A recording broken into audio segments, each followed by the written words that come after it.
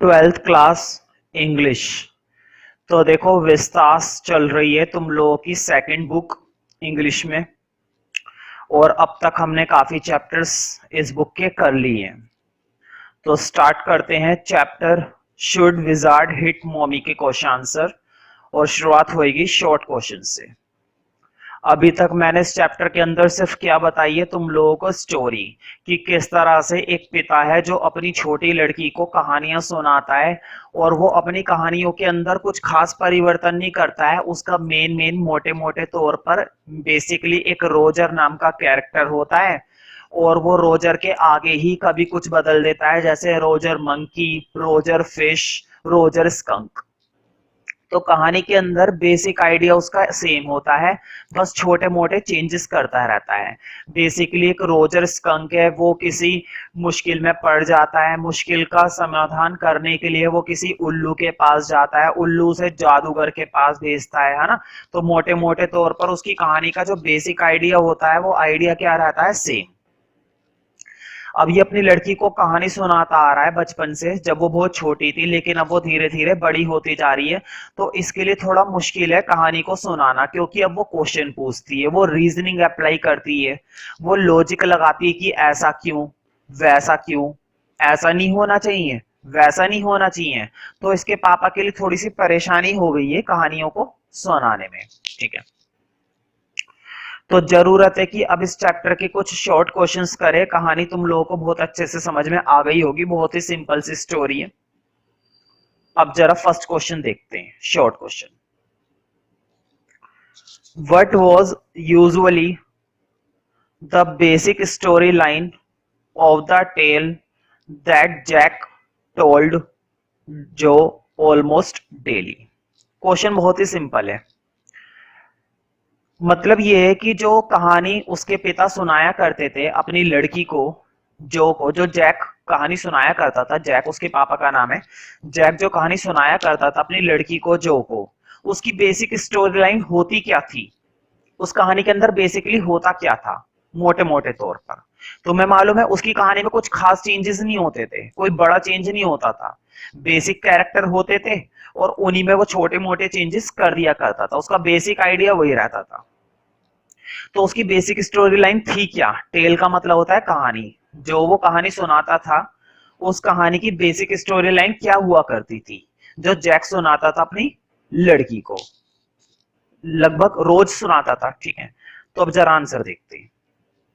The stories that Jack use to tell, जो जो कहानियां जैक सुनाया करता था, अक्सर बताता था अपनी लड़की को, जो को, मैंने बताया था ना जो की दो स्पेलिंग है, जे ओ या जे ओ ई, दोनों को जो ही पढ़ेंगे। लड़की का जो नाम था वो था जो, तुम चाहे इसको जे ओ लिखो पेपर में और चाहे जे ओ ई लिखो, एक ही बात है। तो जो वो कहानी सुनाया करता था अपनी लड़की को, वर्ड स्लाइट वेरिएशन, उसमें थोड़ा बहुत ही परिवर्तन होता था। स्लाइट का मतलब होता है थोड़ा बहुत, और वेरिएशन का मतलब होता है परिवर्तन। मतलब उसकी जो मेन स्टोरी होती थी ना, मेन स्टोरी वही होती थी, उसी के अंदर हल्का फुल्का क्या कर दिया करता था, change of the basic tale about small creature usually named Roger, और किसी छोटे जीव के बारे में बताता था जिसका अक्सर नाम क्या हुआ करता था, रोजर। जैसे कि तुम्हारा Roger monkey, Roger fish, Roger skunk, है ना। तो अक्सर वो इस कहानी को सुनाया करता था, और फिलहाल उसने चैप्टर के अंदर मेनली कौन सी कहानी सुनाई है, रोजर स्कंक की। Roger would go to the wise owl, अक्सर क्या होता था, रोजर एक बुद्धिमान उल्लू के पास जाता था। वाइज का मतलब होता है बुद्धिमान और आउल का मतलब उल्लू। तो वो उल्लू के पास जाया करेगा वेन एवर इन ट्रबल, जब भी उसको क्या होती थी, परेशानी। रोजर जब भी किसी परेशानी में पड़ता था तो वो अपनी परेशानी का समाधान करवाने के लिए, अपनी समस्या को सुलझाने के लिए किसके पास जाया करता था, एक बुद्धिमान उल्लू के पास। ये उसकी बेसिक स्टोरी हुआ करती थी। और मुझे बताओ, उल्लू उसकी समस्या का समाधान करता था या जादूगर के पास भेज दिया करता था? वो समस्या का समाधान नहीं करता था, वो उसे जादूगर के पास भेजता था। देखो, the wise owl would ask him to go to the wizard, जो बुद्धिमान उल्लू था वो उसे कहता था कि वो उसे जादूगर के पास जाना चाहिए, who would finally solve Roger problem, जो अंत में रोजर की समस्या का समाधान कर दिया करता था। ठीक है, तो मेनली बेसिक स्टोरी उसकी यही होती थी। एक रोजर नाम का कैरेक्टर था, उसको परेशानी होती थी, वो उल्लू के पास जाता था, उल्लू जादूगर के पास भेजता था, जादूगर जादू से सब कुछ ठीक कर दिया करता था, लेकिन उसको पैसे चाहिए होते थे, उसके पास पैसे नहीं होते थे, और वो पैसे लेने के लिए उसको एक रास्ता बताता था। कौन बताता था रास्ता? रास्ता भी जादूगर ही बताता था कि ऐसे ऐसे वहां पर जाओ, वहां पर तुम्हें पैसे मिल जाएंगे। तो इस तरह से ये कहानी उसकी इसी कैरेक्टर पर घूमती रहती है, समस्या बदलती रहती है, कैरेक्टर वही रहते हैं। ठीक है, नेक्स्ट क्वेश्चन देखते हैं। Describe the Wizards room. Wizard का घर, विजार्ड का जो कमरा था वो कैसा था, उसके कमरे के बारे में थोड़ा सा एक्सप्लेन करना है। लॉन्ग क्वेश्चन तो खैर नहीं बनता है, जादूगर का कमरा कैसा था लॉन्ग क्वेश्चन नहीं बनता, क्योंकि टेक्स्ट के अंदर, तुम्हारे बुक के अंदर जो स्टोरी है उसके अंदर ज्यादा कुछ नहीं दिया गया रोजर के कमरे के बारे में, है ना। तो थोड़ी बहुत बातें बता रखी हैं, उसके बेस पर सिर्फ शॉर्ट क्वेश्चन बन पाएगा बस। तो देखते हैं जरा इसका answer. The wizard room is a white house. उसका जो कमरा था, विजार्ड का जो रूम था, वो एक सफेद घर था बेसिकली। इनसाइड इट, उसके अंदर, आर ऑल मैजिक थिंग्स। भाई एक जादूगर के घर में सारी की सारी चीजें कैसी होंगी? मैजिकली होंगी, आम चीजें तो होंगी नहीं, है ना। तो उसके कमरे में जितनी भी चीजें रखी हुई थी वो सारी की सारी कैसी थी? मैजिकल थी, मैजिक थिंग्स थी, जादुई चीजें, जादुई वस्तुएं। ऑल जम्बल टुगेदर, और सबकी सब एक साथ मिक्स हुई पड़ी थी, झुंड लगा पड़ा था, जम्बल्ड, इकट्ठे ढेर लगी पड़ी थी।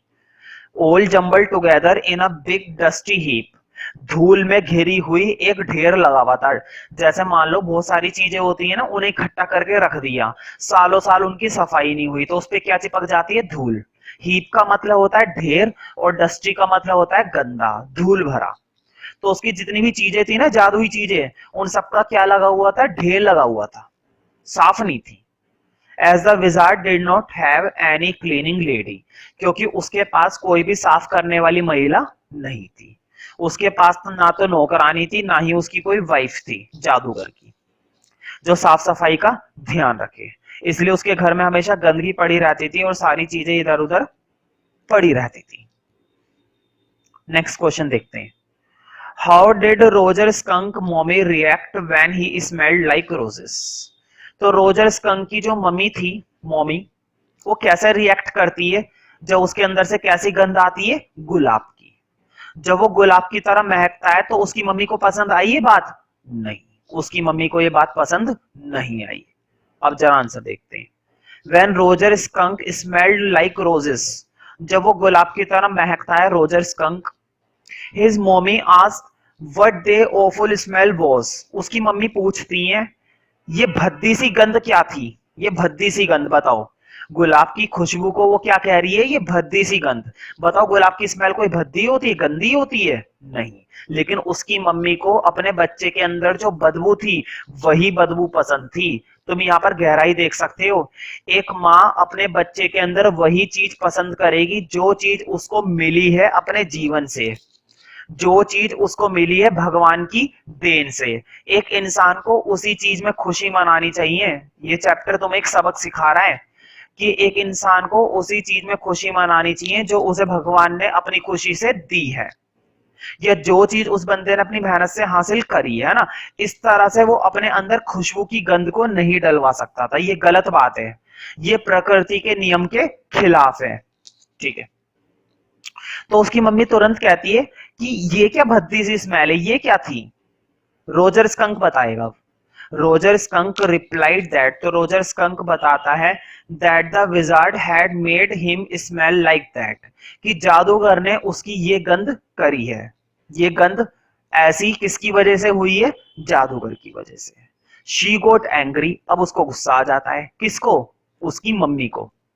एंड विद द रोजर, अब वो रोजर के साथ वेंट टू द विजार्ड, अब वो विजार्ड के घर जाती है, and hit his head with an umbrella, और उसके हेड पर किससे वार करती है?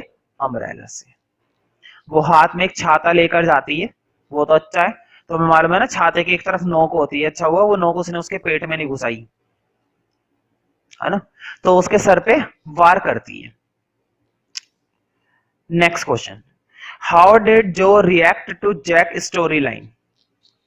तो मुझे बताओ, जैक अक्सर जो कहानी सुनाया करता था उस पर जो किस प्रकार से रिएक्ट करती है? वो क्वेश्चन करती है, वो सवाल जवाब करती है, वो ये कहती है ये सही नहीं है, ये गलत है, क्या उसको उल्लू के पास नहीं जाना चाहिए, क्या उसको जादूगर के पास नहीं जाना चाहिए, मतलब वो बीच में पार्टिसिपेट कर रही है। अब वो कहानी को समझने लगी है और वो बचपन से कहानियां सुनती आ रही है और जैक की कहानियां ऑलमोस्ट सेम होती है, तो अब वो रीजनिंग लगाने लगी है, अब वो लॉजिक्स लगाने लगी है अपने, है ना, मतलब पूरा पूरा उंगली करती है बीच में, समझाने नहीं दे रही अपने पापा को कहानी। अब जरा आंसर देखते हैं। जो did not agree with Jack version of the story in which Roger Skunk mommy hit that wizard right over his head for changing Roger Skunk smell। जो बिल्कुल भी एग्री नहीं होती है, सहमत नहीं होती है। पता है ना जैक ने क्या कहानी सुनाई थी? जैक ने ये कहानी सुनाई थी कि रोजर की मम्मी ने जादूगर को पीटा, जबकि जो ये चाहती है कि ये बात तो गलत है उसकी मम्मी की, उसकी मम्मी को रोजर की मम्मी को जादूगर के माथे पर, हेड पर नहीं मारना चाहिए था, ये गलत बात है, बल्कि जादूगर उसे मारे तभी सही रहेगा। तो वो इस कहानी को बदलवाना चाहती थी, लेकिन क्या उसके पापा ने ये कहानी बदली? नहीं, कहानी जैसी है वैसी ही रहेगी। तो देखो क्या है, Jo did not agree with Jack version of the story. तो देखो जैक का जो वर्जन था स्टोरी का, वो जैसे कहानी को सुनाता है उससे वो सहमत नहीं होती है। In which Roger skunk mommy hit that wizard right over his head for changing Roger Skunk smell. क्योंकि रोजर स्कंक की जो स्मेल उसने बदली थी, उसलिए उसको नहीं मारना चाहिए था, बल्कि वो तो खुश होना चाहिए था। Instead she wanted that the wizard hit skunk mommy. वो चाहती थी, जो क्या चाहती थी, जो ये चाहती थी कि मम्मी जादूगर को ना मारे, बल्कि जादूगर मम्मी को मारे। कि तुमने मुझे क्यों मारा, मैंने तो तुम्हारे बच्चे की अंदर खुशबू डाली है, तुम उल्टा मुझे पीटने आ गई, है ना। तो वो ये चाहती थी। लेकिन क्या उसके पापा ने कहानी में परिवर्तन करा? नहीं, कहानी में परिवर्तन नहीं किया जा सकता, क्योंकि यही सच्चाई है, जो भगवान ने हमें दिया है हमें उसी में खुशी मनानी चाहिए। अब आंसर देखते हैं, वो नेक्स्ट क्वेश्चन देखते हैं।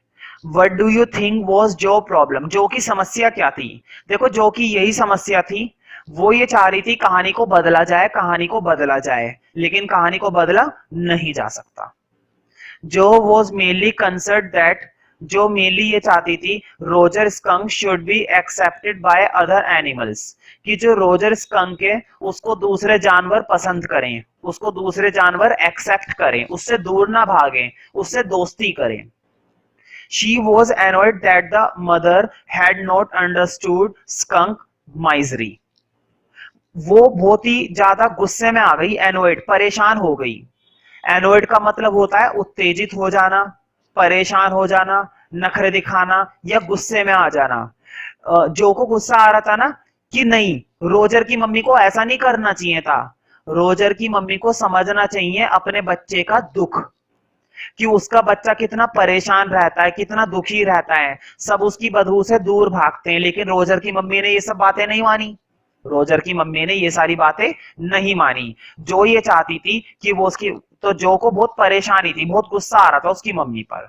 जो वॉज एनोइड, एनोइड मतलब गुस्सा आना या किसी पर नखरे दिखाना, है ना। That the mother had not understood, कि उसकी मां समझ नहीं पाई स्कंक माइजरी, स्कंक की परेशानी को।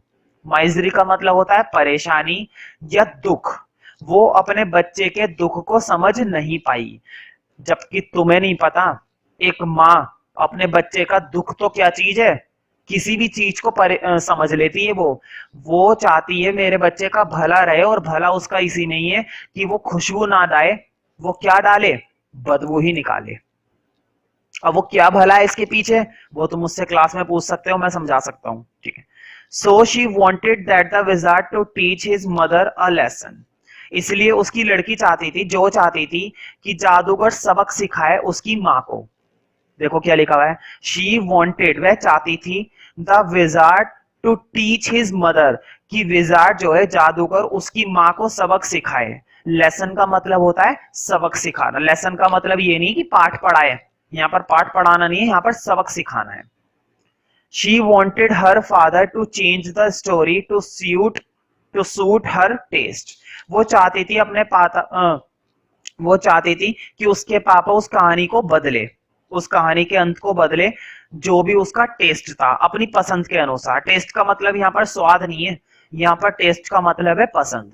वो अपने पसंद के हिसाब से इस कहानी को बदलवाना चाहती थी, लेकिन कहानी को बदला नहीं।